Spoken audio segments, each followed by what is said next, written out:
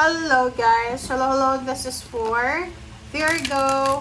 Virgo, welcome dito sa aking channel, Kapalaran 888. Welcome. Okay, Virgo, entrepreneur. Wow! So, sa nakikita ko sa'yo dito, may mga Virgo siguro na may trabaho ba kayo ngayon? Empleyado. Or, yun, entrepreneur. Sabi ng baraso nyo dito, posibleng sawang-sawa ka na sa pagtatrabaho. Sawang-sawa ka ng magtrabaho sa isang kumpanya. So, posibleng magkakaroon ka ng idea na maging self-employed na lang. And, umutang sa bangko para sa kapital. Or umutang sa isang tao na may pera, parang ganon. So, nakikita ko sa'yo dito, yun, sawang-sawa ka na talaga sa pagtatrabaho sa labas ng bahay nyo. Gusto mo nang mag-stay sa bahay nyo. Gusto nyo nang mag-stay na komportable. Alright. Pero sabi ng bara sa'yo, pag-pray mo daw yan. Kung balak mong magnegosyo, balak mong maging self-employed, freelancer, make sure na ipag-pray mo siya. Pag-pray mo, humingi ka ng divine guidance kasi hindi yan basta-basta guys. Kung ano lang maisip nyo, no? Dapat yung plano natin is resonated sa plano ng universe. Alright. Next is notice the signs, diba? Yun, ipag-pray mo, humingi ka ng signs. Okay? Kasi yung signs na hinihingi natin ay importante yan. Like for example, feathers, coins, kung ano man yan, mga panaginip.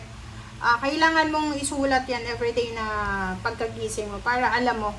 Okay? Kung may mga gusto kayong gawin, planong pagnegosyo, pagta-travel, pag-relocate, pagbili ng mga sasakyan, properties, investment, mag-pray kayo. Mag-pray, reflect guys. Kasi yun yung importante.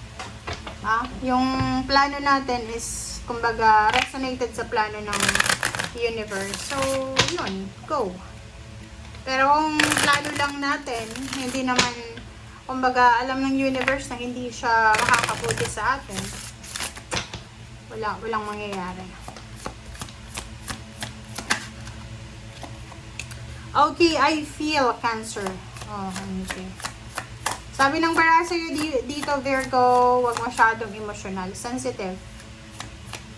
Importante yan. Pero, normal yan sa inyo eh. Diba? Normal sa mga Virgo ang sensitive. Mabilis magtampo, mabilis magalit.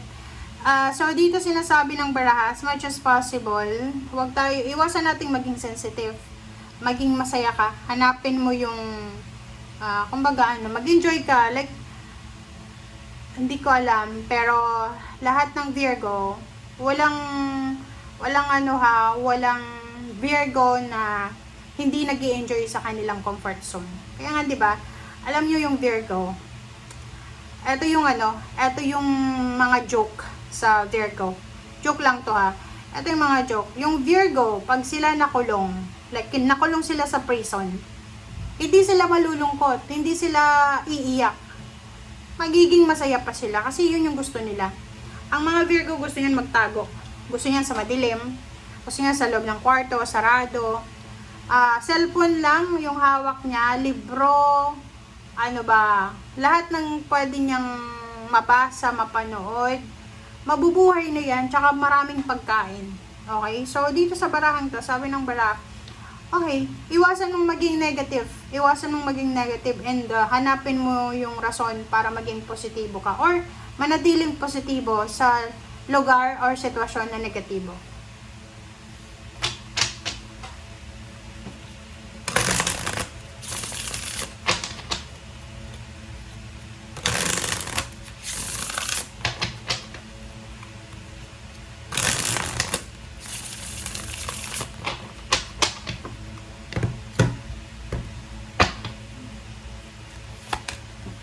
Alright.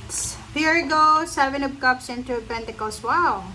So, nakikita ko sa'yo dito, Virgo, na possible na may mga choices ka. Yung mga dating Virgo na dating walang choice in option.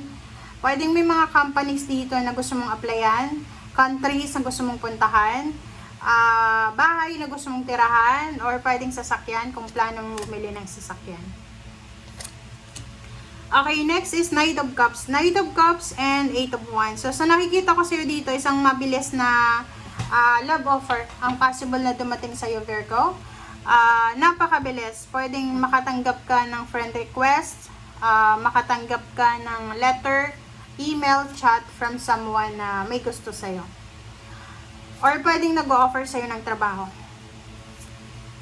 Okay, so dito sa tatlong barahan to, kung makikita mo, sinasabi ng barahan na may iba sa inyo dito, Virgo, na you're planning to travel, lalo sa international. Pwedeng gusto mong pumunta ng ibang bansa, or gusto mong umalis. Pero ang sabi ng barahan sa'yo dito, posibleng hindi pa siya matutuloy sa ngayon. Pwedeng mag-aantay ka ba ng 2 years, or sabihin natin pinakamatagal 5 years or 6 years. Pero kung nasa ibang bansa na kayo, hindi yan magbabago. Dyan pa rin kayo, pero yung plano nyong paglipat sa ibang bansa pa, madidelay muna siya.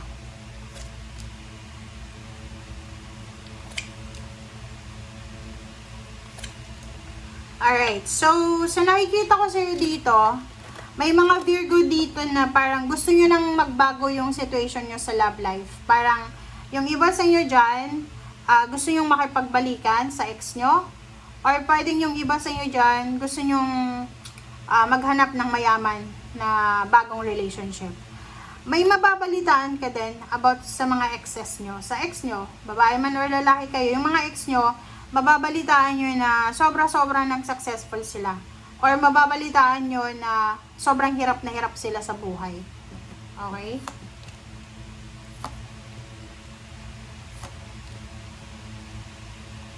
Okay, next is 10 of Cups, 8 of Swords, and 3 of Wands. So, dito sa 3 cards na yan, kung makikita mo dito, mayroon kang hinihintay.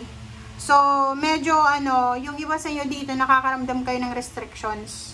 Parang pakiramdam mo, ang tagal mo nang nagantay eh. So, sinasabi ng bara sa'yo na, like, you're waiting for December, you're waiting for October, you're waiting for the big celebration, parang ganon. End of contract. You're waiting for the travel, relocation, or kung ano pa man. Sabi ng Barasio dito, kailangan mong maghintay. Yun yung magagawa mo. Wala tayong magagawa dyan kundi maghintay. Kasi hindi naman natin kontrolado yung situation. 7 of Swords and 6 of Pentacles, mag-iingat tayo sa pagtulong sa kapwa. Okay? Kung may mga humihingi ng tulong, umuutang sa'yo, mag-iingat ka. Mag-iingat ka din sa mga taong hinihingan mo ng tulong. Okay? Knight of Wands and 6 of Swords. So, nakikita ko sa iyo dito na yun, talagang ang focus mo ngayon is makaalis ng Pilipinas. Ang focus mo ngayon is makaalis sa bansa kung nasaan ka man ngayon. Gusto mong mabago yung takbo ng buhay mo na parang 360 degrees na pagbabago.